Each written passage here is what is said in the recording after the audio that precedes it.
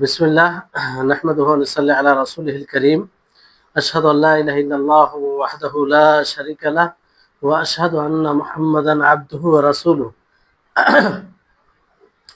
আম্মা বা'দ।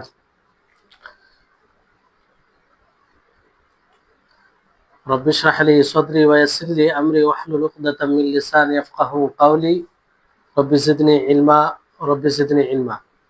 আল্লাহুম্মা ইন্নী আসআলুকা ইলমান নাফিআ ওয়া রিজকান তাইয়্যিবা ওয়া আমালান মুতাকাব্বালা। সম্মানিত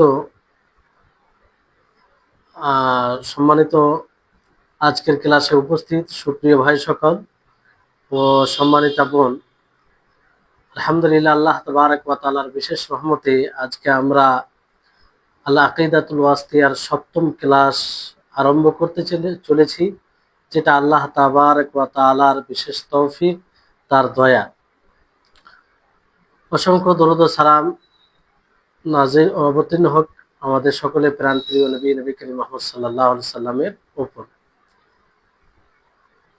আজকে আমাদের যে বিষয় রয়েছে আল্লাহ তাবারক ওয়া তাআলার সিফাত সম্পর্কে। শাইখুল ইসলাম ইবনে তাইমিয়া রাহিমাহুল্লাহ তিনি বলেন, ফাইন্নাহু আ'লামু বিনাফসিহি ওয়া বিগাইরিহি ওয়া আসদাকু কিলান ওয়া আহসানু হাদিসাম মিন খালকিহি সুম্মা রুসুলুহু সাদিকুন মুসাদ্দাকুন বিখিলাফিল্লাযীনা ইয়াকুলুনা আলাইহি মা লা ইয়ালামুন। কারণ আমরা কেন আল্লাহ তাবারক ওয়া তাআলার সিফাতের সাথে মাখলুকের কোন সিফাতকে তুলনা দিতে পারি না, তার কারণ হচ্ছে কারণ আল্লাহ তাআলা তিনি নিজ সত্তা সম্পর্কে বেশি জানেন এবং অন্যদের সম্পর্কেও বেশি জানেন, আর তিনি সবচেয়ে সত্যবাদী। তিনার কথা মাখলুকের চেয়ে উত্তম কথা। তারপরে তার রসুলগণ সত্যবাদী এবং তিনি সমর্থিত, রসুলগণ সমর্থিত। সেই লোকদের বিপরীত যারা তার ব্যাপারে, আল্লাহ তাআলার ব্যাপারে এমন কথা বলে যা তারা জানে না।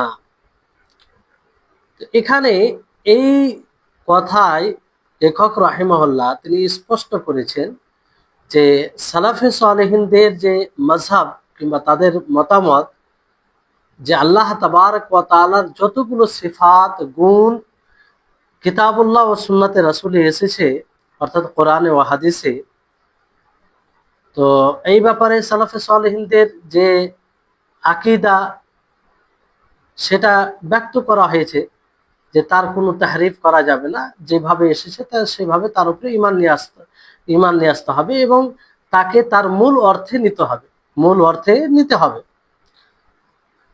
তো এটার কারণ আল্লাহ তাবারক ওয়া তাআলা নিজের ব্যাপারে এবং অন্যদের ব্যাপারে সবচেয়ে বেশি ভালো জানেন, আর তিনি সবচেয়ে বেশি সত্যবাদী। তিনি মিথ্যা কথা বলবেন না। মিথ্যা কেন আল্লাহ তাআলা বলবেন? এবং রাসূল সাল্লাল্লাহু আলাইহি ওয়াসাল্লাম যা কিছু আল্লাহর ব্যাপারে খবর দিয়েছেন তাতে তিনি সত্য। তিনি মিথ্যা বলা থেকে মুক্ত রয়েছেন, মাসুম রয়েছেন, আর তিনি বাস্তব বিরোধী কখনো কথা বলেননি। ফলে আল্লাহ তাবারক ওয়া তাআলা তিনি নিজ সম্পর্কে যা কিছু বলেছেন সেটাকে মেনে নিতে হবে, আর সেখানে ইসবাত নাফি উভয়টি রয়েছে। আর আল্লাহ তাবারক ওয়া তাআলা বলেছেন যিনি নিজের সম্পর্কে বেশি জানেন, আর রাসূল সাল্লাল্লাহু আলাইহি ওয়াসাল্লাম বলেছেন যিনি আল্লাহর সম্পর্কে মাখলুকের মধ্যে বেশি জ্ঞান রাখেন, কারণ তিনার উপরে ওহী হয়েছে, তিনি জানেন, ওহীর মাধ্যমে তিনি আল্লাহ তাআলাকে বেশি জানেন। ফলে কখনো আমরা আল্লাহ তাবারক ওয়া তাআলা যা বলেছেন, যে গুণটা ব্যক্ত করেছেন, যে সিফাত কোরআনে ব্যক্ত করেছেন, সেটার সেই মূল অর্থ থেকে অন্য অর্থে আমরা নিতে পারি না, তাতে পরিবর্তন ঘটাতে পারি না। এখানে দেখেন একটি বিষয় রয়েছে যে আমরা যে কোনো কথাকে তার মূল অর্থ থেকে কিংবা তার মূল অর্থ নেওয়া যাবে না, তার 3টি কারণ হতে পারে। মানে একটি কথা রয়েছে যে কথার মূল অর্থ নেওয়া যাবে না, তার 3টি কারণ হতে পারে। একটা হয়তো মুতাকাল্লিম যে বক্তা সে তার অজ্ঞতার কারণে, কিংবা সে যে কথা বলছে সেই কথার ব্যাপারে জ্ঞান না থাকার কারণে, এটার কারণে হয়তো সেই কথাকে নাও মূল অর্থে নাও হতে পারে, অথবা যে বক্তা সে সঠিকভাবে সেটাকে উপস্থাপন করতে পারে না, সঠিকভাবে সুস্পষ্ট ভাষী নয়, ফলে সেই কথার মূল অর্থ নাও বোঝা যেতে পারে, অথবা মিথ্যা বলার কারণে, ধোঁকা দেওয়ার কারণে, তাদলিস করার কারণে। তো এই তিনটি বিষয়, কোরআন ও হাদিস মুক্ত এই তিনটি বিষয় থেকে আল্লাহ তাবারক ওয়া তাআলার কালাম, এটা এটা কার পক্ষ থেকে? যে সবচেয়ে বড় জ্ঞানী, যিনার ইলম পরিপূর্ণ, তার পক্ষ থেকে, এবং সবচেয়ে তিনি সুস্পষ্ট ভাষী। আল্লাহ তাবারক ওয়া তাআলা খালিক, তিনি সব বিষয়ে সর্বোচ্চ, মানে তিনার সমতুল্য কেউ নেই, আর তিনি ধোঁকাও দেবেন না। আল্লাহ তাআলা সমস্ত ত্রুটি থেকে মুক্ত। তো যে কথা এই তিনটি বিষয় থেকে মুক্ত থাকবে, অর্থাৎ কোরআন ও হাদিস এই তিনটি বিষয় থেকে মুক্ত, কারণ রাসূল সাল্লাল্লাহু আলাইহি সাল্লাম তিনিও তিনিও সুস্পষ্ট ভাষী ছিলেন, তিনিও মিথ্যা কথা বলতেন না, মিথ্যা থেকে তিনি মুক্ত, এবং মানুষের কল্যাণ কামে তিনি ছিলেন, মানুষকে হেদায়েত দেওয়ার প্রতি আগ্রহী ছিলেন। তো আল্লাহ এবং তার রাসূল, আল্লাহর কথা এবং তার রাসূলের কথা, এই তিনটি বিষয় থেকে মুক্ত।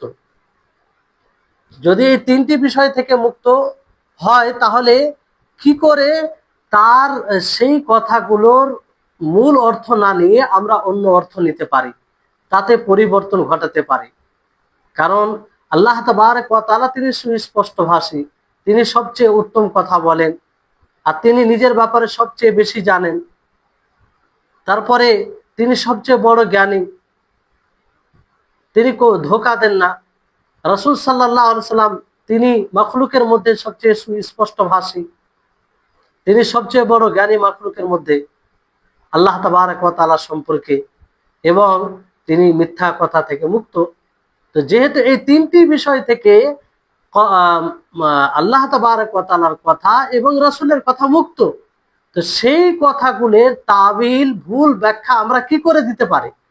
সেই কথার আমরা মূল অর্থ না নিয়ে অন্য অর্থ কি করে নিতে পারি? যেমন আল্লাহ তাবারক ওয়া তাআলার একটি সিফাত ইয়াদুন, যে আল্লাহ তাআলার হাত রয়েছে, এটা প্রমাণিত আয়াত দ্বারা।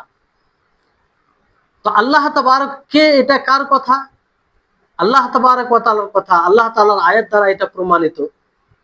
তো আল্লাহ তাআলা তো নিজের সম্পর্কে বেশি জানেন, তো তিনিই তো বলেছেন, আর তিনার ভাষা তো সুস্পষ্ট, এবং তিনি মিথ্যাও কথা বলবেন না। এবং রাসূল সাল্লাল্লাহু আলাইহি সাল্লামের হাদিস দ্বারা প্রমাণিত। তো রাসূল সাল্লাল্লাহু আলাইহি সাল্লাম সুস্পষ্ট, তিনি ওহীর মাধ্যমে কথা বলেন, তিনিও মিথ্যা কথা বলেন না। তো এটা মূল অর্থ থেকে আমরা ইয়াদুন, যার অর্থ হচ্ছে হাত, এই হাত অর্থ না নিয়ে আমরা কুদরত, শক্তি কিংবা তার অন্য কিছু অর্থ কি করে নিতে পারি? কারণ তিনটি জিনিস, যখন তিনটি বিষয় থাকবে, যে হয়তো যে বলেছে সে তার জ্ঞান কম, কিংবা সে নিজের কথাকে সেরকম ভাবে ব্যক্ত করতে পারে না, উপস্থাপন করতে পারে না, কিংবা সে মিথ্যুক, এই কারণে আমরা অন্য অর্থ নিতে পারি, যে হয়তো সে উপস্থাপন করতে পারেনি, না হয় সে মিথ্যা কথা বলেছে, না হয় সে জ্ঞান রাখেনি। তো এই এই তিনটি কারণের মধ্যে যে কোনো একটি কারণে আমরা কোনো কথাকে অন্য মূল অর্থে না নিয়ে অন্য অর্থে নেওয়া যায়, এই তিনটি কারণে। তো এই তিনটি কারণ থেকে মুক্ত কোরআন ও হাদিস। আর এই তিনটি কারণ বুঝার জন্য, কোনো কালামকে, কোনো কথাকে বুঝার জন্য এই মৌলিক তিনটি কারণ একত্রিত হয়ে যাচ্ছে কোরআন ও হাদিসের জন্য। ফলে এখানে অন্য অর্থ নেওয়ার কোনো সুযোগ নেই। যে আল্লাহ তাবারক ওয়া তাআলার যতগুলো নাম রয়েছে, যতগুলো গুণ রয়েছে, তো সেই গুণে আমরা অন্য ব্যাখ্যা দেব তার মূল অর্থ না নিয়ে, এটার কোনো সুযোগ নেই, এটার কোনো সুযোগ নেই। রাসূল সাল্লাল্লাহু আলাইহি সাল্লাম তিনি মাখলুকের মধ্যে সবচেয়ে বেশি জ্ঞানী, এবং আল্লাহ তাবারক ওয়া তাআলার ব্যাপারে তিনি সবচেয়ে বেশি ভালো জানেন। তিনি সুস্পষ্ট মানুষের হেদায়েতের প্রতি আগ্রহ এবং এর প্রতি তিনি কঠোর ছিলেন। তো তার কথার মধ্যে তার যদি আল্লাহ তাবারক ওয়া তাআলার সম্পর্কে কথা হয়, সেই কথায় কিভাবে ত্রুটি থাকবে? কিভাবে ত্রুটি থাকবে না? ফলে তার সেই কথাগুলোর ভুল ব্যাখ্যা দেওয়া কিংবা মূল অর্থ না নিয়ে অন্য অর্থ নেওয়া, এটা কোনো মতেই সঠিক হতে পারে না। আশা করি আপনারা বুঝতে পারছেন।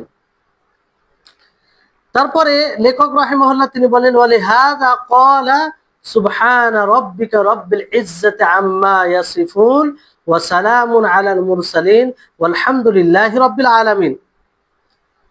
এই জন্য আল্লাহ তাবারক ওয়া তাআলা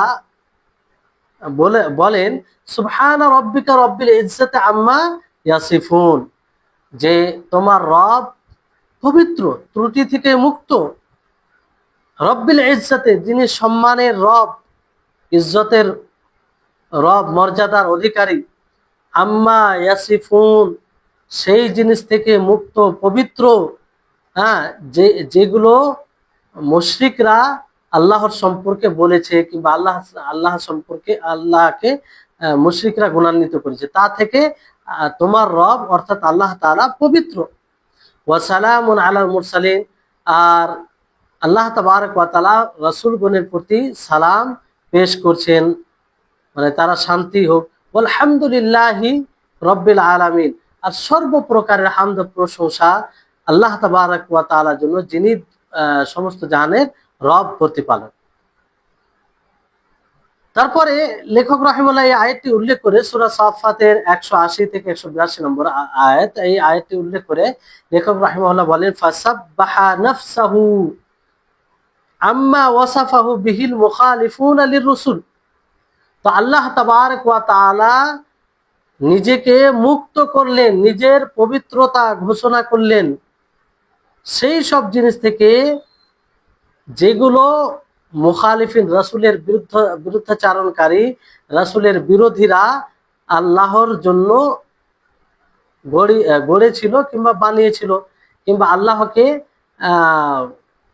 এমন গুণে গুণান্বিত করেছিল যেটা আল্লাহ তাআলা নেই, তা থেকে আল্লাহ তাআলা নিজেকে মুক্তির ঘোষণা করলেন, যে এইগুলো কোনো প্রকারের জিনিস আল্লাহর মধ্যে নেই।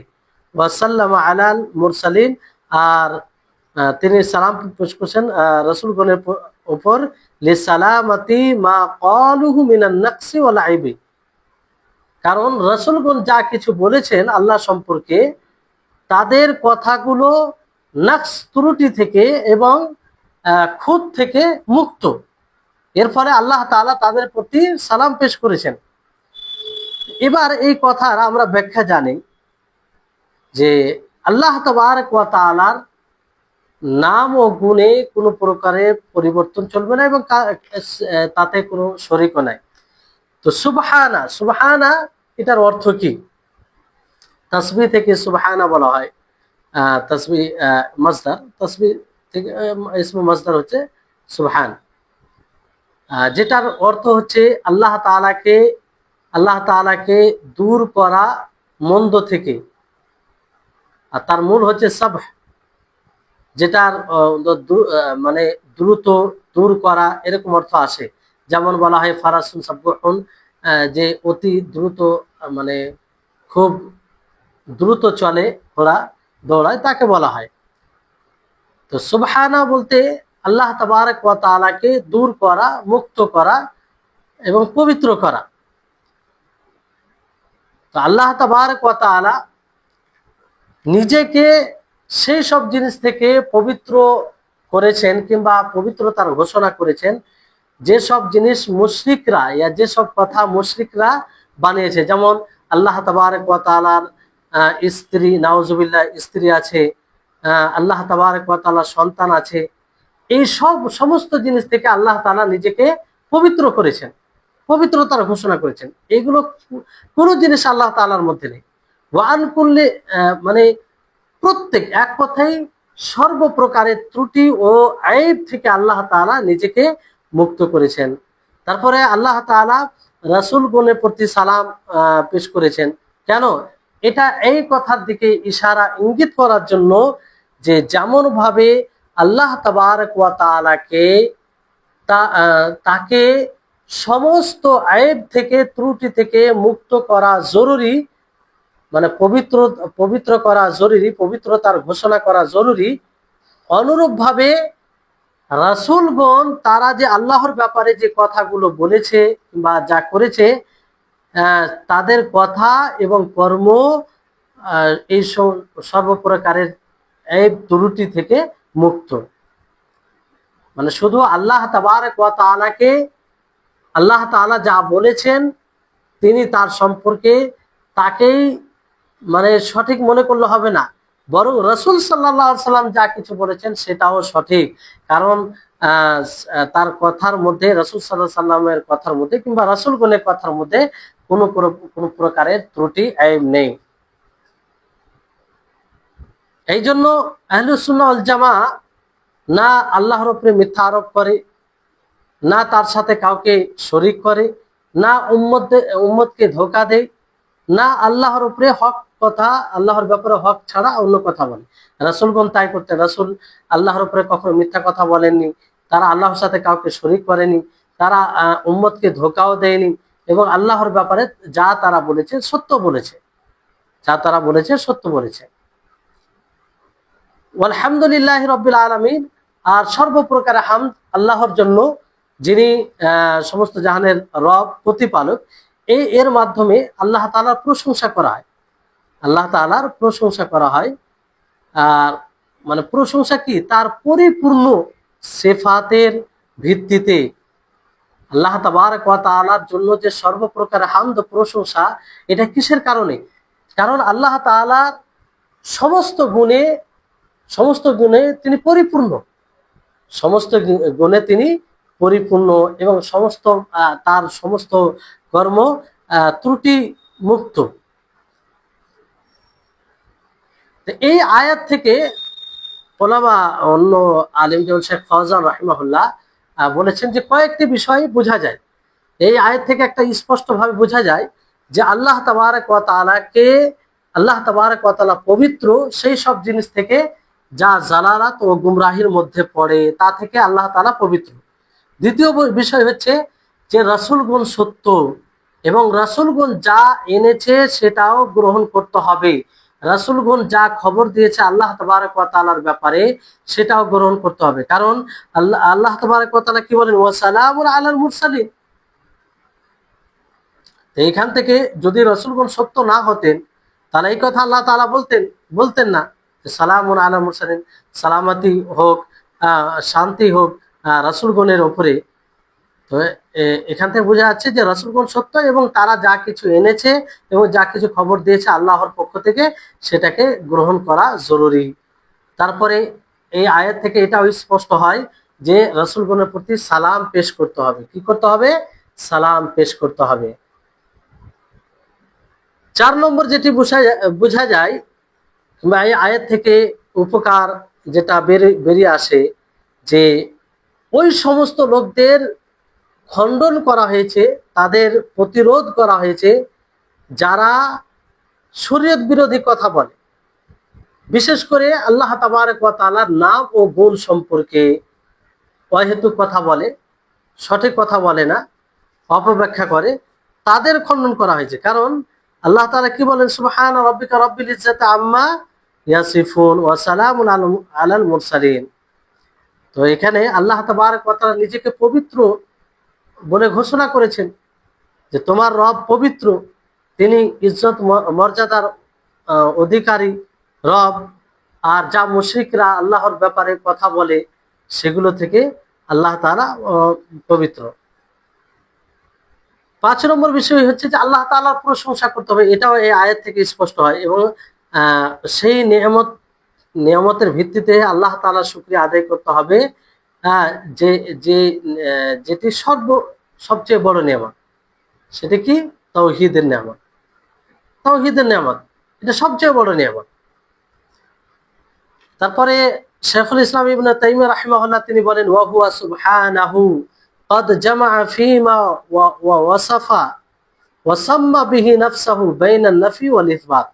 এটা ভালো করে বুঝতে হবে আপনাদেরকে, যে আল্লাহ তাবারক ওয়া তাআলা তিনি পবিত্র, তিনি জমা করেছেন, একত্রিত করেছেন তিনি নিজেকে যে সুউচ্চ গুণে গুণান্বিত করেছেন, যে গুণগুলো বর্ণনা করেছেন সেটাকে জমা করেছেন, এবং তিনি যে নিজের নাম নিয়েছেন কোরআনে, এবং তার রসুল যে আল্লাহ তাবারক ওয়া তাআলার নাম বর্ণনা করেছেন, হ্যাঁ, এগুলোর মাঝে মাঝে এগুলোকে দুইটি বিষয়ের মাঝে আল্লাহ তাআলা একত্রিত করেছেন। সেটা কি? নাফি এবং ইসবাত। নাফি মানে কিছু জিনিস আছে যে আল্লাহ তাআলা থেকে বাদ দিতে হবে, আল্লাহ তাআলার জন্য সাব্যস্ত করা যাবে না। আর ইসবাত বলতে আল্লাহ তাআলার জন্য সাব্যস্ত করতে হবে, আল্লাহ তাবারক ওয়া তাআলার জন্য সাব্যস্ত করতে হবে। তো আহলুস সুন্নাহ ওয়াল জামাআহ, সালাফে সালেহিন এই আকীদা পোষণ করে যে আল্লাহ তাবারক ওয়া তাআলা নিজের সম্পর্কে নিজেকে যে সুউচ্চ গুণে গুণান্বিত করেছেন, এবং তার রাসূল আল্লাহ তাবারক ওয়া তাআলার ব্যাপারে যা বলেছেন, সেটাই আহলুস সুন্নাহ ওয়াল জামাআহ বলে। কিন্তু পুরোপুরি ভাবে সাব্যস্ত করে না, আবার পুরোপুরি ভাবে নাফিও করে না, মানে নাও করে না। কারণ নাফি ইসবাত দুটোই আছে। আল্লাহ তাআলা কিছু কিছু গুণকে আল্লাহ নিজে থেকে অস্বীকার করেছেন যে আমার মধ্যে নেই, সেগুলো থেকে আমি মুক্ত, কিংবা সেগুলো থেকে আল্লাহ তাআলা মুক্ত, এভাবে করেছেন আর কি। অনেক সিফাত গুণ সম্পর্কে বলেছেন যে এটা আল্লাহ তাবারক ওয়া তাআলার মধ্যে আছে। ফলে উভয়টাকে সামনে রেখে আসমা ও সিফাতের ব্যাপারে যখনই আলোচনা হবে, সেই আলোচনার মধ্যে খেয়াল রাখতে হবে যে কিছু গুণ আছে যেগুলো ইসবাত তথা আল্লাহর জন্য সাব্যস্ত মানতে হবে, কারণ কোরআন হাদিসে এসেছে। আর কিছু গুণ আছে যেগুলো আল্লাহ তাবারক ওয়া তাআলার জন্য সাব্যস্ত করা যাবে না, বরং আরো বাদ দিতে হবে যে আল্লাহ তাআলার মধ্যে এগুলো নাই, এগুলো নেই। তো এখানে আসমা ও সিফাত, আল্লাহ তাবারক ওয়া তাআলার নাম ও গুণে নাফি ইসবাত এটা সংক্ষিপ্ত ভাবে হতে পারে, আবার সবিস্তারে হতে পারে। সংক্ষিপ্ত ভাবে কিভাবে হতে পারে? যে সংক্ষিপ্ত ভাবে আমরা এটা বলতে পারি যে আল্লাহ তাবারক ওয়া তাআলার থেকে ওই সমস্ত জিনিসকে বাদ দিতে হবে যেটা আল্লাহ তাআলার পরিপূর্ণতার বিপরীত।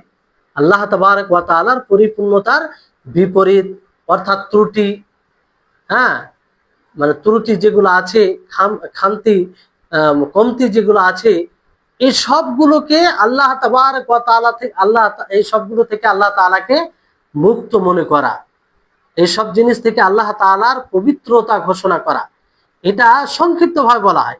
যেমন আল্লাহ তাআলা বলে, এর দলিল কি? লাইসা কামিথলিহি শাই, যে আল্লাহ তাআলার মতো কেউ নেই, আল্লাহ তাআলার মতো কেউ নেই, মানে আল্লাহ তাআলার মধ্যে কোনো প্রকারের ত্রুটি নেই।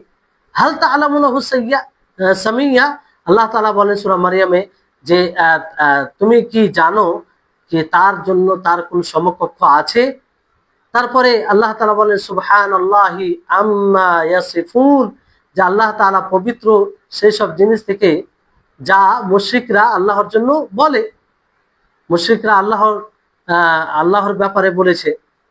তো এখান থেকে এটা স্পষ্ট, মানে সংক্ষিপ্ত ভাবে নাফি নেতিবাচকে আসমা ও সিফাতে, মানে আল্লাহ তাআলার নাম ও গুণে বলা যায় যে আল্লাহ তাআলা ওই সমস্ত জিনিস থেকে পবিত্র, কিংবা আল্লাহ তাআলার মধ্যে ওই সমস্ত জিনিস নেই যেটা তার পরিপূর্ণতার বিপরীত, অর্থাৎ কোনো প্রকারের ত্রুটি নেই। সবিস্তারে আমরা কিভাবে বলতে পারি, কিংবা সবিস্তারে কি হবে? যে আল্লাহ তাআলাকে প্রত্যেক ত্রুটি থেকে মুক্ত করা, বিশেষভাবে প্রত্যেক ত্রুটি থেকে আল্লাহ তাবারক ওয়া তাআলা কে মুক্ত করা, বিশেষভাবে যেগুলো নাকস, মানে ঘাটতি দেখায়, সেগুলো এক এক করে আল্লাহ তাআলা থেকে বাদ দেওয়া। যেমন আল্লাহ তাআলা ওয়ালিদ থেকে মুক্ত, আল্লাহ তাআলার পিতা নেই, আল্লাহ তাআলা কারো কাছ থেকে জন্ম নেননি, ওয়ালা ওয়ালাদ, আল্লাহ তাআলা কোনো সন্তানও নেই, আল্লাহ তাআলার কোনো শরীক নেই, আল্লাহ তাআলার কোনো স্ত্রী নেই, আল্লাহ তাআলার কোনো শরীক নিদ নেই, তার বিপরীত নেই। আল্লাহ তাআলার মধ্যে অজ্ঞতা নেই, তিনার মধ্যে অক্ষমতা নেই, তিনার মধ্যে জালালাত নেই, তিনি ভুলেন না, তিনাকে তন্দ্রাও আসেন না, আর তিনি ঘুমান না, আর তিনি অনর্থক কাজ করেন না, অনর্থক অনর্থক অনর্থক বিষয় নেই এবং বাতিলও নেই। তো এক এক করে আল্লাহ তাবারক ওয়া তাআলাকে সেই ত্রুটি থেকে মুক্ত করা, এটা হচ্ছে সবিস্তারে। কিন্তু কিতাবুল্লাহ কোরআনুল কারীমে শুধু নাফি না করা হয়নি আল্লাহ তাআলার নামে, বরং শুধু আল্লাহ তাবারক ওয়া তাআলার যেগুলো নাম আছে কিংবা গুণ আছে, শুধু না যদি করা হয় যে এই জিনিসটা আল্লাহর মধ্যে নাই, তো এটা মূলত প্রশংসা হয় না, প্রশংসা হয় না। বরং যে জিনিসটা আল্লাহ তাবারক ওয়া তাআলার মধ্যে নেই, যেটা ত্রুটি নেই বলবো, তার বিপরীত যেটা, সেই বিপরীতে আল্লাহ তাআলা পরিপূর্ণ। যেমন আল্লাহ তাআলা জাহিল নয়, আল্লাহ তাআলার মধ্যে জাহাল নেই, অজ্ঞতা নেই। তো অজ্ঞতার বিপরীত কি? জ্ঞান। তো আল্লাহ তাআলা জ্ঞানে পরিপূর্ণ, তাতে কোনো প্রকারের ত্রুটি নেই। এইভাবে যদি মানা যায় তাহলে এটা প্রশংসনীয় হবে কিংবা এটা মাদা হবে। কিন্তু শুধু শুধু যদি বলা হয় যে আল্লাহ তাআলা অজ্ঞ নয়, আল্লাহ তাআলা অজ্ঞ নয়, আর তার জন্য ইলমকে সাব্যস্ত না করা হয়, তাহলে এটা কিন্তু প্রশংসা হবে না, এটা প্রশংসা হবে না। আর এইভাবে আল্লাহ তাআলার সিফাতকে সাব্যস্ত করা হবে না, এইভাবে আল্লাহ তাআলার সিফাতকে সাব্যস্ত করা হবে না। ভালো করে বিষয়টি বুঝবেন। যদি কোনো ব্যক্তি বলে যে আল্লাহ তাআলা অজ্ঞ নয়, আল্লাহ তাআলা অজ্ঞ নয়, কিন্তু তার জন্য ইলম জ্ঞানকে সাব্যস্ত না করে যে আল্লাহ তাআলা অজ্ঞ নয়, তো এ থেকে জরুরি হবে যে আল্লাহ তাআলার জন্য তার বিপরীত যেটা জ্ঞান, সেটাকে পরিপূর্ণভাবে সাব্যস্ত করা, পরিপূর্ণতার সাথে, যে আল্লাহ তাআলা অজ্ঞ নয়। কেন? কারণ তিনি পরিপূর্ণ জ্ঞানী, তিনার জ্ঞানের মধ্যে কোনো প্রকারের ত্রুটি নেই, তিনার জ্ঞান সর্বোচ্চ জ্ঞান, তিনার জ্ঞান সমতুল্য কারো জ্ঞান নেই। এইভাবে আমাদেরকে নফি ইসবাতকে জমা করতে হবে, মানে ইতিবাচক নেতিবাচক। আল্লাহ তাআলা অজ্ঞ নয়, এটা নেতিবাচক। আর আল্লাহ তাআলা জ্ঞানের অধিকারী, আল্লাহ তাআলা জ্ঞানে পরিপূর্ণ, এটা কি? এটা হচ্ছে ইতিবাচক। এইভাবে নফি ইসবাতকে জমা করতে হবে, ইতিবাচক নেতিবাচককে। যেমন আমরা বলতে পারি যে আল্লাহ তাবারক ওয়া তাআলা জাতের জন্য, সত্তার জন্য যেগুলো নাফি করা হবে যে নেই, তার বিপরীতটা পরিপূর্ণতার সাথে সাব্যস্ত করতে হবে। যেমনটা আপনাদেরকে উদাহরণ দিলাম, যেমন আল্লাহ তাআলার শরীক নিদ নেই, মানে কোনো শরীক পার্টনার নেই আল্লাহ তাআলা। কেন পার্টনার নেই? তার কারণ যে আল্লাহ তাবারক ওয়া তাআলা তিনি মহান, তিনি একক, আর এই বিষয়ে তিনি পরিপূর্ণ, ফলে তিনার পার্টনার নেই, শরীক শরীক নেই। কারণ তিনি আজিম, তিনি একক, এক অদ্বিতীয়, এই জন্য তার কোনো শরীক নেই। এই কারণে শুধু যদি বলি যে আল্লাহ তাআলার কোনো নিদ নাই, আর এটাকে তার বিপরীতটাকে সাব্যস্ত না করি, তাহলে এটা সঠিকভাবে আল্লাহর গুণের উপরে ঈমান নিয়ে আসা হবে না। যেমন আমরা বললাম যে আল্লাহ তাআলার মধ্যে কোনো অক্ষমতা নেই। কেন অক্ষমতা নেই আল্লাহ তাআলার মধ্যে? কারণ তার বিপরীত আল্লাহ তাবারক ওয়া তাআলা তিনি কুদরতে, শক্তিতে পরিপূর্ণ, পরিপূর্ণ। এতে কোনো প্রকারের ত্রুটি নেই, এতে কোনো প্রকারের দুর্বলতা নেই, আর এর সমতুল্য কেউ নেই। অনুরূপভাবে যে জাহাল, অজ্ঞতার উদাহরণ দিলাম। যেমন আল্লাহ তাআলা জুলুম করেন না, জুলুম করেন না, এটা নেতিবাচক। এটা কেন জুলুম করেন না আল্লাহ তাবারক ওয়া তাআলা? তার বিপরীত কি? তার বিপরীতটাকে সাব্যস্ত করতে হবে। কেন আল্লাহ তাআলা জুলুম করেন না?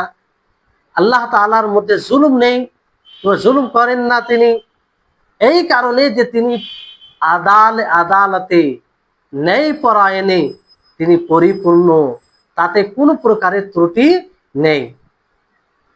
কোনো ব্যক্তির ব্যাপারে, যেমন এক ব্যক্তি আছে, আপনি কোন এক ব্যক্তির ব্যাপারে বললেন যে সে ব্যক্তি জুলুম করেন, অন্যায় করেন, অন্যায় করেন, এটা একটা দিক হলো, কিন্তু পরিপূর্ণভাবে এটা প্রশংসা হলো না।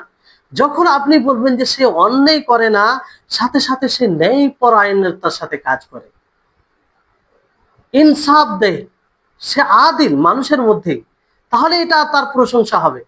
অনুরূপ ভাবে আপনি যদি আল্লাহর জন্য এটা বলেন যে আল্লাহ তাবারক ওয়া তাআলা তিনি জুলম করেন না, কিন্তু আপনি এটা মানছেন না, এটা বলছেন না যে আল্লাহ তাআলা তিনি ন্যায়পরায়ণ, তিনি আদিল, আর এই বিষয়ে তিনি পরিপূর্ণ, কোনো প্রকারের ত্রুটি নেই, তাহলে তো এটা আল্লাহ তাআলার জন্য প্রশংসা করা হবে না, কিংবা এটা ওইভাবে মানা হবে না। তো দুটোকেই মানতে হবে যে আল্লাহ তাআলা যেমন তিনি জুলুম করেন না, অনুরূপ ভাবে তার বিপরীত তিনি ন্যায়পরায়ণ, তিনি আদিল, তাতে পরিপূর্ণ।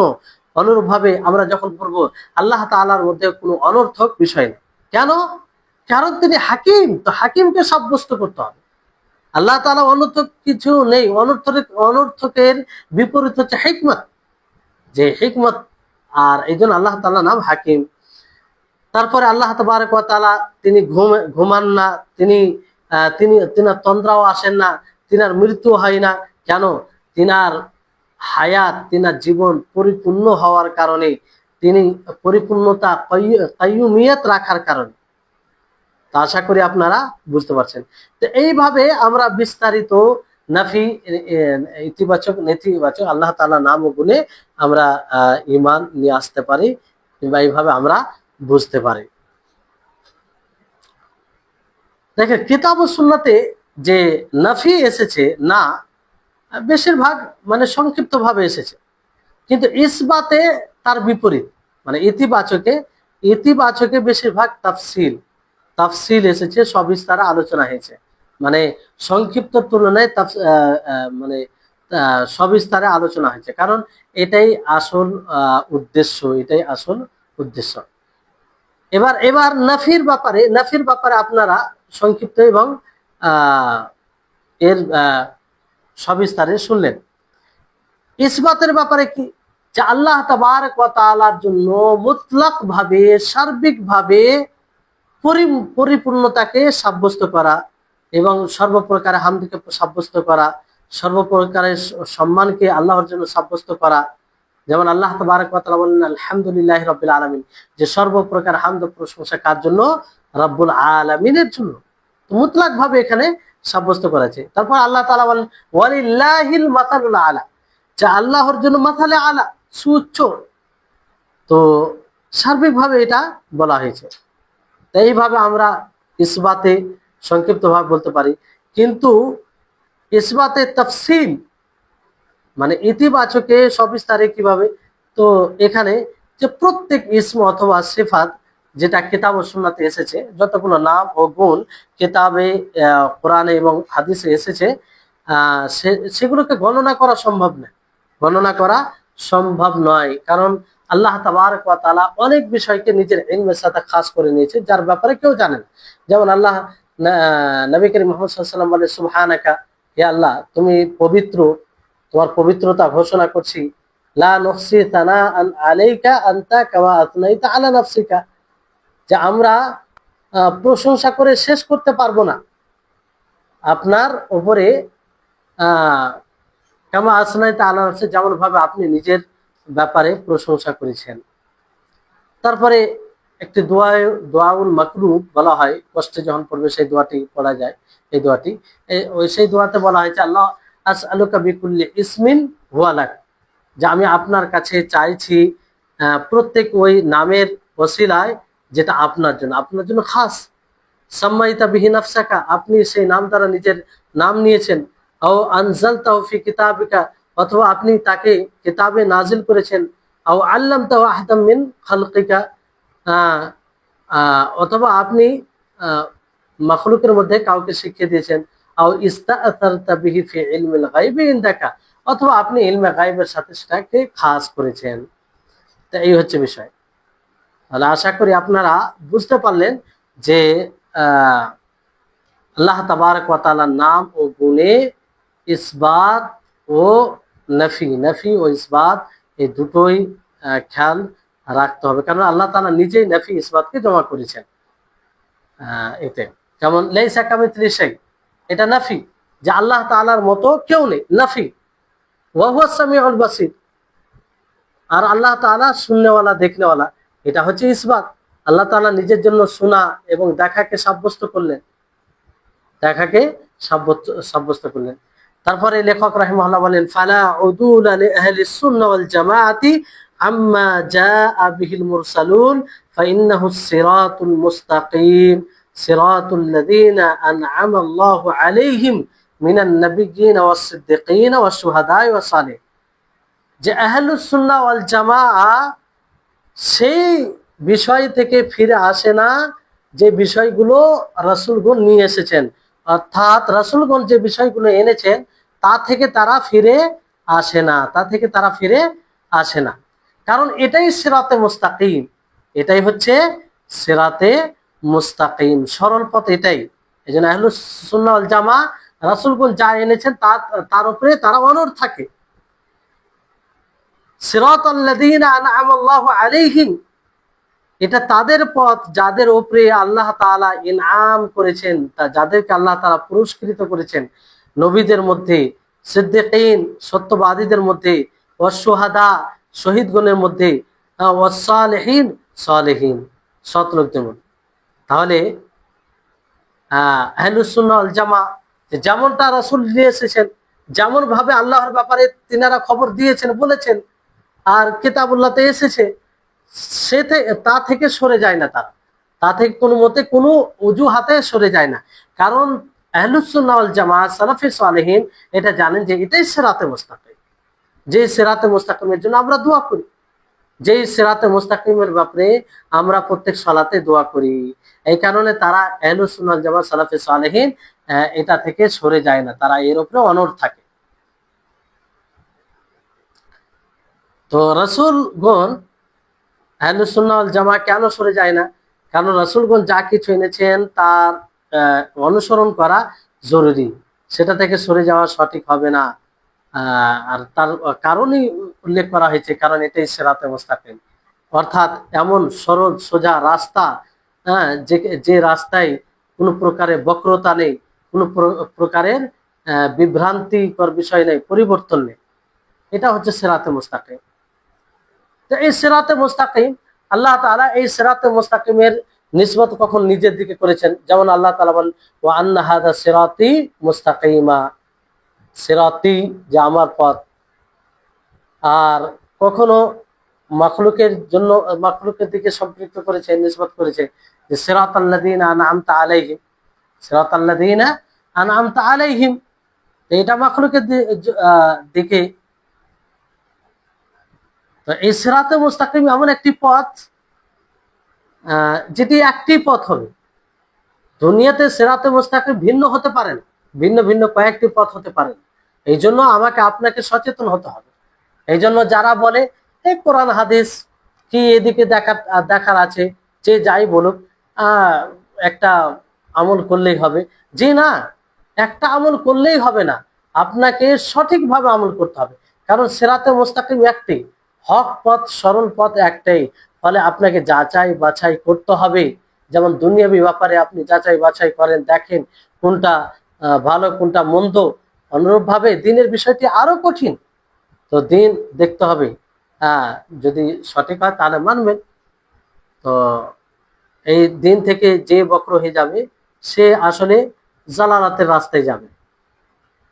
আল্লাহ তাআলা যেমন বলেন, ওয়া আন্না হাযা সিরাতি মুস্তাকিমা ফাত্তাবিউহু ওয়া লা তাত্তাবিউস সুবুলা ফাতাফাররাকা বিকুম আন সাবিলি, যে এটাই আমার পথ, সরল পথ, ফাত্তাবিউহু, তো তোমরা এটার অনুসরণ করো, অনুগত্য করো, ওয়া লা তাত্তাবিউস সুবুলা, আর তোমরা বিভিন্ন পথের অনুসরণ করো না, ফাতাফাররাকা বিকুম আন সাবিলি, কারণ এটা তোমাদেরকে সেই সিরাত মুস্তাকিম থেকে বের করে দিবে, আলাদা করে দিবে, বিচ্ছিন্ন করে দিবে। এই হচ্ছে সিরাতে মুস্তাকিম। এই সিরাতে মুস্তাকিম মূলত মধ্যমপন্থী উম্মতের রাস্তা, যেটা কম বেশি বাড়াবাড়ি হয় না যাতে।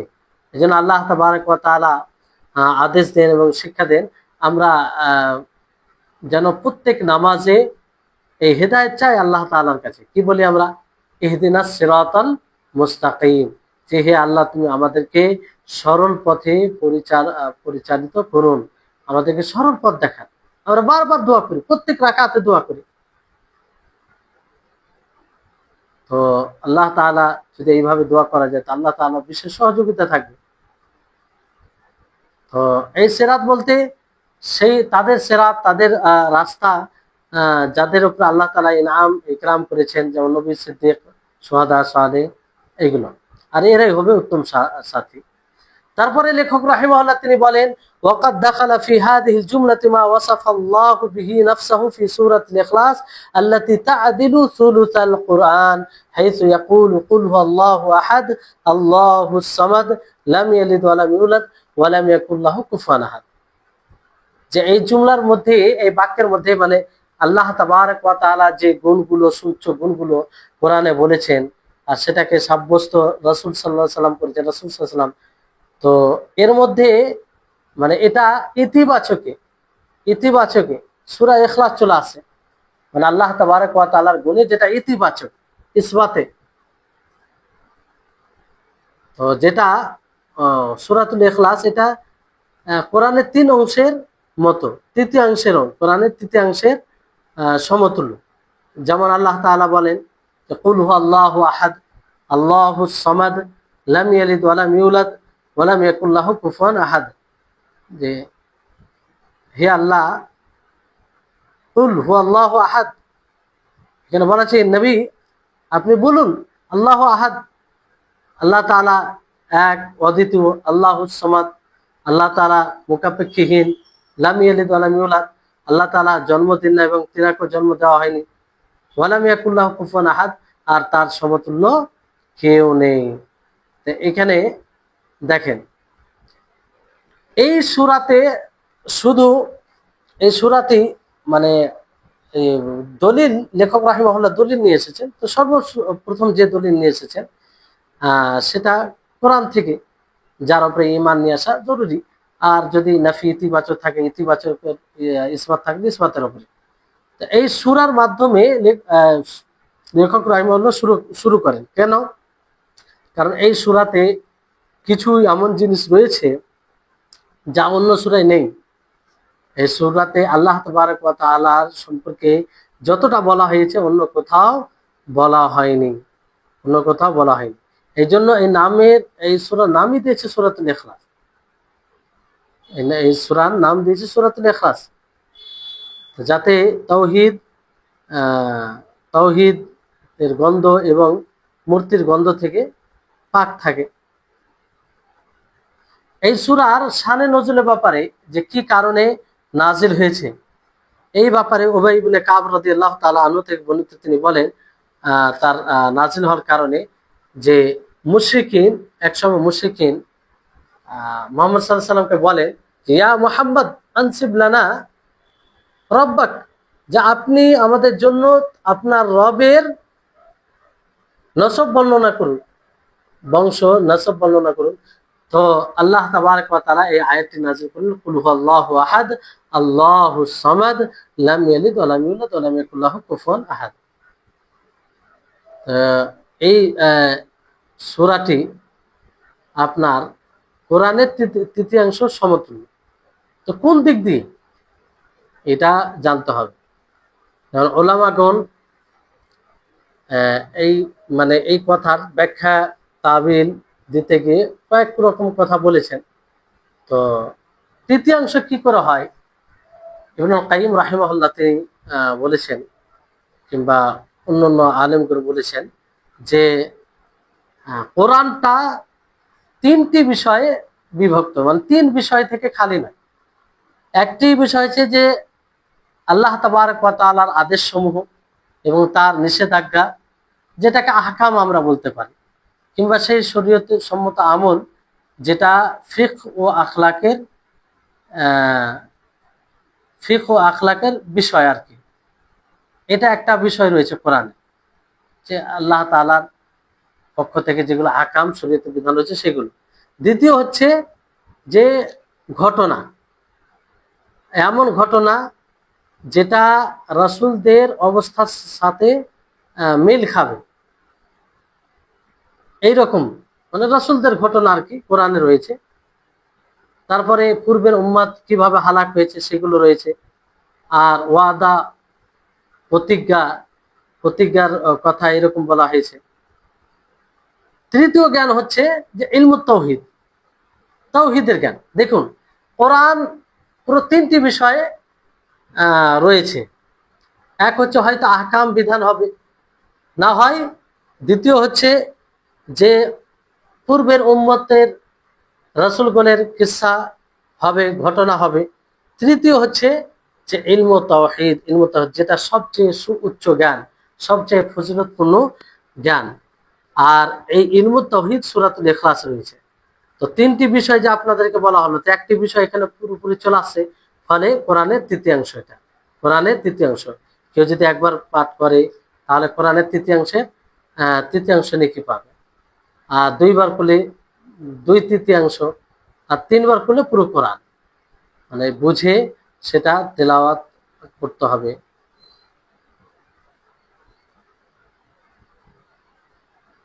তাহলে তিনবার যদি কেউ তেলাওয়াত করে সূরাতুল ইখলাস, তাহলে এতে কি হবে?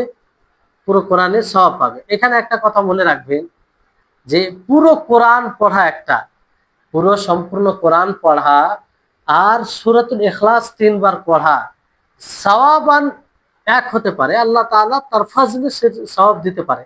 কিন্তু যে ব্যক্তি পুরো কোরআনকে দেখে দেখে পড়বে তার মতো এটা আমল নয়, কিংবা সেম বলা যাবে না। আল্লাহ নবী মুহাম্মদ সাল্লাল্লাহু আলাইহি ওয়াসাল্লাম এই সূরার গুরুত্ব বোঝাতে গিয়ে আর এটার এই আমলের ফজিলত এটা বলেছেন হাদিসের ভিত্তিতে। জি। তো এটা মানে তো পুরো যারা কোরআন পড়বে তাদের মতো নয়, সব মানে এটা আল্লাহ তাআলার ফাজল, সে এটা পাবে। কিন্তু যে পুরোপুরি পড়বে তার নেকি আরো বেশি হবে। বেশি হবে কি মানে তার আহ, তার তার তার তার সাথে তুলনা দেওয়া যাবে না। কেউ যদি মনে করে না আমি প্রতিদিন সূরাতুল ইখলাস 3বার পাঠ করে নেব, এইভাবে আমি পুরো কোরআনের নেকি পেয়ে যাচ্ছি, আর কোরআন পড়বো না, তো হবে না। সূরাতুল ইখলাস শুধু পড়ে কোরআন পড়া কোরআনের হক আদায় হবে না পড়ার দিক দিয়ে, তেলাওয়াতের দিক দিয়ে, বরং কোরআনকে তেলাওয়াত করতে হবে। এটা সওয়াবান নেকি পাবে, এরকম হাদিস এসেছে। তো এই হচ্ছে সূরাতুল ইখলাস। তো সূরাতুল ইখলাসে ইলমের শিকড়কে তুলে ধরা হয়েছে, ইলমে তাওহীদকে।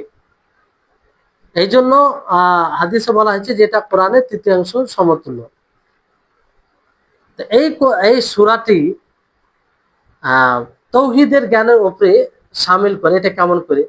আর এই সূরার মধ্যে কিছু নীতিমালা বর্ণনা করা হয়েছে, যেমন আল্লাহু আহাদ। এই সূরাটি তৌহিদ, ইলম তাওহীদ কি করে, তৌহিদ শব্দ তো নেই এই সূরার মধ্যে। যেমন কুল হু আল্লাহু আহাদ, যে নবী আপনি বলুন আল্লাহু আহাদ, আল্লাহ তাআলা এক, অদ্বিতীয়। তো আল্লাহ তাআলা যে এক, তো এই কথা বলাতেই আল্লাহ তাআলার কোনো শরীক নাই এটা ঘোষণা করা হচ্ছে। এক কখন হবে আল্লাহ তাআলা এক, অদ্বিতীয়? যখন তার কোনো শরীক থাকবে না, শরীক থাকবে না। তো আল্লাহ তাআলার শরীক না মানা, আল্লাহ তাআলার সাথে কাউকে শরীক না করা, এটাই তো তৌহিদ। তো আল্লাহ তাবারক ওয়া তাআলা এক, অদ্বিতীয় বলতে তিনি সত্তাগত এক, তিনি তার গুণে গুণে এক, তিনি তার কর্মে এক, এবং তিনি মহত্বের দিকে, মর্যাদা, পরিপূর্ণতার দিক দিয়ে অহংকার বলতে অহংকার একমাত্র আল্লাহ তাআলা হতে পারে, অন্য কেউ নেই। তো এগুলো দিক দিয়ে, সব কিছু দিক দিয়ে এক। আল্লাহু আহাদ যখন বলবো আমরা আসলে উপলব্ধি করি না যে কি বললাম। কুল হু আল্লাহু আহাদ, আপনি বলুন যে আল্লাহু আহাদ, হু আল্লাহু আহাদ, যে আল্লাহ তাআলা এক, অদ্বিতীয়, আল্লাহ তাআলা এক, অদ্বিতীয়। এই বাক্যের মাধ্যমে সমস্ত মানে আল্লাহ তাআলার কোন জিনিসে কেউ শরীক নয়, এটা স্পষ্ট হয়। তারপরে আল্লাহুস সামাদ, এই সামাদ কি জিনিস? ইবনে আব্বাস রাদিয়াল্লাহু তাআলা আনহু এই আয়াতের ব্যাখ্যা করেছেন এইভাবে যে আস-সাইয়্যিদুল্লাযী কামুলা ফি মানে লম্বা হাদিস রয়েছে যে সর্দার। আল্লাহর সামাদ বলতে আল্লাহ তাবারক ওয়া তাআলা মুকাপেক্ষীহীন, তার কোনো জিনিসের দরকার নেই। তো সামাদ বলতে কাকে বলা হয়? আব্দুল্লাহ ইবনে আব্বাস রাদিয়াল্লাহু তাআলা আনহু তিনি বলেন যে সেই সর্দার যে নিজের সর্দারিতে, সেই নেতা যে নিজের নেতৃত্বে পরিপূর্ণ, এবং সেই সম্মানিত ব্যক্তি যে নিজের সম্মানে পরিপূর্ণ। তারপর আজিম, আজিম তাকে বলা হবে যখন তার আজমতে মানে আজমতে পরিপূর্ণ হবে। আল্লাহ তাআলা আল্লাহus সামাদ, যেহেতু তিনি মুকাফেক্ষিহীন, তিনি একজন আজিম বলা হয়। অনুরূপভাবে হালিম আল্লাহ তাবারক ওয়া তাআলা, কারণ তিনি ধৈর্যে পরিপূর্ণ। তিনি মুকাপেক্ষীহীন, কারণ তিনি মুকাপেক্ষীহীনতায় পরিপূর্ণ। তিনি বড় শক্তিশালী, কেন? তিনি শক্তিশালীতে পরিপূর্ণ। এই জন্য পরিপূর্ণ হলে আর কারো দরকার পড়বে না, কারো মুকাপেক্ষী হবে না। অনুরূপভাবে তিনি জ্ঞানী, আলিম। আলিম তিনি তিনি নিজের ইলমে জ্ঞানে পরিপূর্ণ। হাকিম, হাকিম তার জ্ঞানে সে হাকিম হিকমতে পরিপূর্ণ। এইভাবে আল্লাহুস সামাদ যখন বলা হয়, তখন এই আল্লাহুস সামাদ দ্বারা এটা স্পষ্ট হয় যে আল্লাহ তাআলার কারো প্রয়োজন নেই, আল্লাহ তাআলার কোনো জিনিসের প্রয়োজন নেই, তিনি মুকাপেক্ষীহীন। কিন্তু এর বিপরীত আমরা তার মুকাপেক্ষী, আমরা তার মুকাপেক্ষী। তো এখানে আল্লাহ তাআলা মুকাফিকহীন সামাদিয়া এটা সাব্যস্ত করা হয়েছে পূর্বের সমস্ত অর্থ দিয়ে। আর যেটা আপনাদেরকে বলবো, আল্লাহ আহাদ বলা হলো, তো এর মধ্যে এই বাক্যের মাধ্যমে শরীক এগুলো সব থেকে মানে নফি করা হয়েছে। তো এই জন্য বলা হয় যে তৌহিদ দুটি, একটা তৌহিদুল ইসবাত আর একটি হচ্ছে তৌহিদুল নফি। তো এখানে তৌহিদুল ইসবাত আছে, আবার নফিও আছে। তৌহিদুল ইসবাত কেমন করে? যে কুল হু আল্লাহু আহাদ, আল্লাহ এক অদ্বিতীয়, আল্লাহুস সামাদ, আল্লাহ মুকাফেক্ষীহীন। তারপর তৌহিদুল নফি অথবা তৌহিদুল তানজিহ, লাম ইয়ালিদ ওয়া লাম ইউলাদ, যে আল্লাহ তাআলা জন্ম দেননি, তিনি কারো কাছ থেকে জন্ম নেননি, এবং তিনার কোনো কেউ সমতুল্য নেই, তিনার কেউ সমতুল্য নেই। তাহলে উভয় প্রকারের তৌহিদ আল্লাহর জন্য করতে হবে। তো এই জন্য এই সূরা গুরুত্ব অনেক, এই জন্য এই সূরার গুরুত্ব অনেক। মানে আহাদ, আল্লাহ তাআলা এক অদ্বিতীয়, যেটা মানে শরীককে একদম শরীকের নফি করে দিয়েছে। মানে আল্লাহ তাআলাকে এক বলে মেনে নেওয়া, তার কোনো শরীক নেই। আর সমাদিয়া বলতে আল্লাহর জন্য যেটা সমাদিয়া মুকাপেক্ষীহীন, এটা মানে মেনে নেওয়া যায় কিংবা মানা উচিত, এটারই ব্যাখ্যা বোঝা যায়। তো এর মানে এটা যে আল্লাহ তাআলার মধ্যে যতগুলো গুণ আছে সেটা পরিপূর্ণভাবে আছে, তাতে কোনো প্রকারের নাকস ত্রুটি নেই, না কোনো সন্তান, কোনো এগুলো কিছুই নেই আল্লাহ তাআলার মধ্যে। কারণ এটা আবশ্যিক বিষয়, আবশ্যিক বিষয়। আল্লাহ তাবারক ওয়া তাআলার সমতুল্য কেউ নেই। সমতুল্য কেউ নেই মানে আল্লাহ তাআলার সমকক্ষ নেই, তার সাদৃশ্য কেউ নেই, তার উপমা কেউ নেই। এই আয়াত এখান থেকে এটা স্পষ্ট হয়, সূরা ইখলাস থেকে। জি, তাই হচ্ছে বিষয়। তো ইনশাআল্লাহ আগামী ক্লাসে এরপরে থেকে আমরা পড়ব আয়াতুল কুরসি আসবে, যেটা খুব গুরুত্বপূর্ণ। ইনশাআল্লাহ আমরা আগামী ক্লাসে পড়ব। আল্লাহ তাআলা যেন আমাদের সকলকে সকলকে সকলের ব্রেন মেধাকে প্রশস্ত করেন, আমাদের জ্ঞানে বৃদ্ধি দান করেন, আর যেন আমরা উপকারী জ্ঞান অর্জন করতে পারি। আল্লাহ তাআলা আমাদেরকে নাফে জ্ঞান দেয়। এখান থেকে আজকে ক্লাস শেষ হচ্ছে। ওয়া আখিরু দাওয়ানা আলহামদুলিল্লাহি রাব্বিল আলামিন। আসসালামু আলাইকুম ওয়া রাহমাতুল্লাহি ওয়া বারাকাতুহু। জি।